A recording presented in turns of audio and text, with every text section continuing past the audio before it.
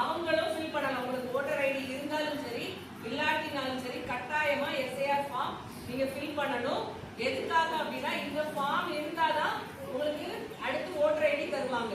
Voter ஐடிக்கு camp எப்போ வைப்பாங்க அப்படின்னா ஜனவரி 25 ஒட்டி வைப்பாங்க. ஏன்னா ஜனவரி 25 வந்து நேஷனல் ஓட்டர்ஸ் டே, தேசிய வாக்காளர் தினம்.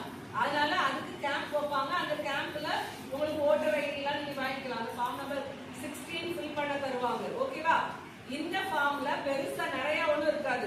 என்ன எழுதணும் அப்படின்னா உங்க அம்மா அப்பா ரெண்டு பேருடைய ஓட்டர் ஐடி அவங்களுக்கு இருக்கும் இல்லையா, அந்த இதுல உள்ள நம்பர், அவ சொன்னால பாகம் எண், அந்த நம்பர், அவங்க ஓட்டு போட்ட தொகுதி, அந்த விஷயங்கள் தான் ஃபில் பண்ண வேண்டியது இருக்கும். அது உங்க அம்மா அப்பாட்ட கேட்டீங்கன்னா உங்களுக்கு ஒருவேளை ஃபார்ம் இது வரைக்கும் கிடைக்கலன்னா கூட உங்க தொகுதியில இல்லைன்னா உங்க பகுதியில உங்க வார்டு கவுன்சிலர்னு இருப்பாங்க இல்லையா, அந்த கவுன்சிலர்ஸ்ட கேளுங்க. அவங்களுக்கு கட்டாயமா தெரியும். BLO அப்படின்னு இருப்பாங்க, பூத் லெவல் ஆபீசர்ஸ். அவங்க தான் இந்த டியூட்டி பண்ணுவாங்க. அவங்க கிட்ட கேட்டீங்கன்னா அவங்க அதை சொல்லி தருவாங்க. அவங்களுக்கு இந்த லிங்க்ஸ் எல்லாமே கவர்மெண்ட்ல இருந்து ப்ரொவைட் பண்ணிருக்காங்க, எலெக்ஷன் டிபார்ட்மெண்ட்ல இருந்து. ஸோ அவங்க அதை பார்த்து உங்களுக்கு சொல்லுவாங்க.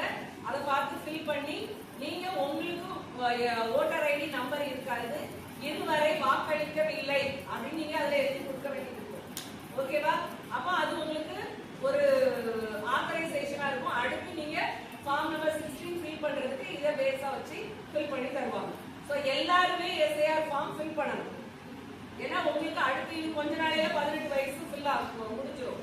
எப்படியும் செகண்ட் இயர்ல எல்லாருக்கும் 18 வயசு ஆயிருக்கும், தேர்ட் இயர் எல்லாருக்கும் 18 வயசு ஆயிருக்கும், ஃபர்ஸ்ட் இயர்லயுமே 2007ல பிறந்தவங்களுக்கு எல்லாம் 18 வயசு ஆயிடும்.